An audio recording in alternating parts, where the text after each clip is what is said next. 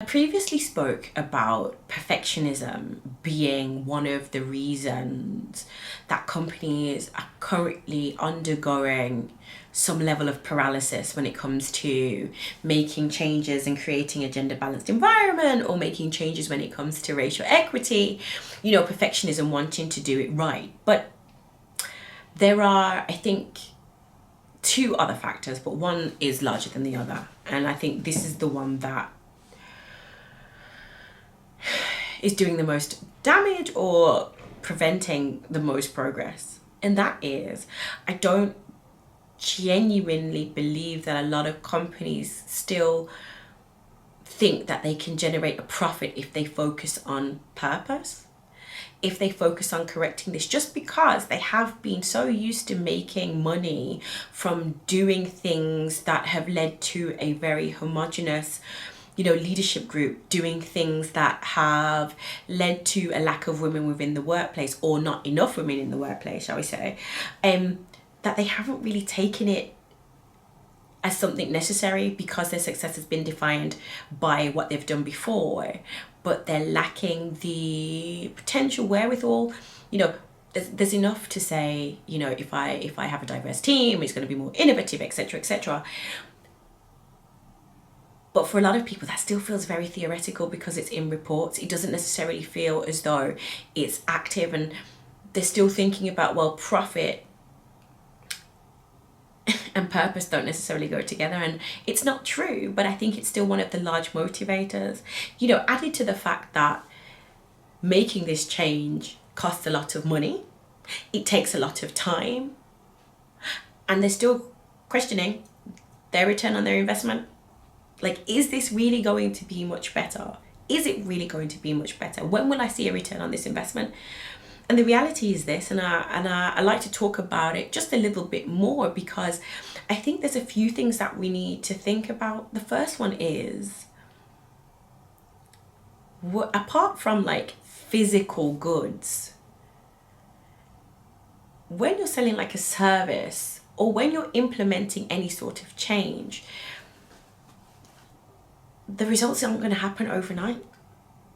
Just like most people don't buy shares to expect to buy them today, sell them tomorrow. In most cases, you don't invest in a pension fund to expect that you're going to get your money back tomorrow. You're going to see all your returns in one day. And I think this is the point.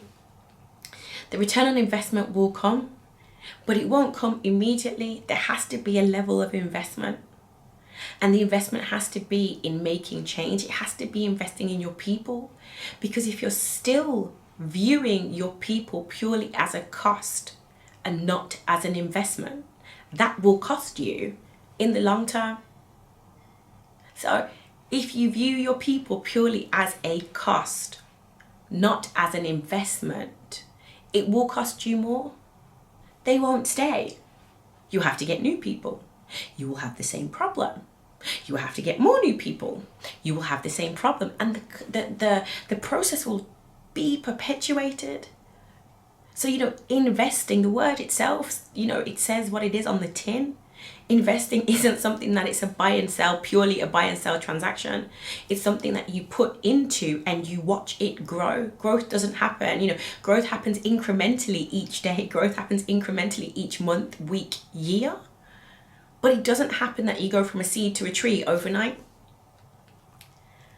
And this is what you have to understand. And this is what companies have to get their head around. You might get the house, but if you're building a house, you still have to pay to dig out the foundations, create them. And you don't have a house immediately. You have to pour a lot of money into it first before you get the final product. And this is the point. You can have purpose with profit, but you have to start investing first. It's not proof to me if this is going to work, then I'll pay for it. It's not proof to me that this is going to happen, so I want this and I want this and I want that. No, you invest first. No company runs without people. People are your most important asset. And until that's realized, it's not human capital. These are people with thoughts, feelings, emotions, who want to feel valued and want to add value, want to feel like their work is contributing to a meaningful, a larger, higher value, a purpose. And if that's not there, then you're almost obligated to make sure it is. And that requires time, money, and patience. And this is what we have to push past. Not just perfectionism paralysis. We have to push past this, we have to decouple this kind of thinking that if I only, if I want profit, I can't do it in a purposeful way. Yes, you can. Not only can you, but to a certain extent, you must. I was talking to someone today and I was saying, once upon a time, the construct of sales was good quality product, good customer service equals a sale. Now the requirements are so much more. Good quality product, good customer service, plus your values, plus expression of those values equals a sale. Best in class isn't just about what you deliver. Best in class is also how you treat your people.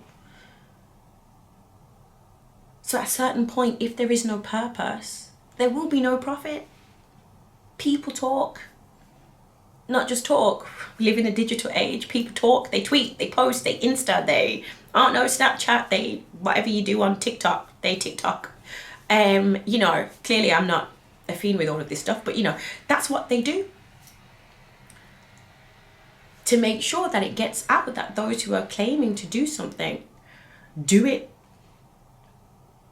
So don't let your drive or your need for profit stop you from following purpose, because they are, especially now, especially post 2020, in many cases are inextricably linked.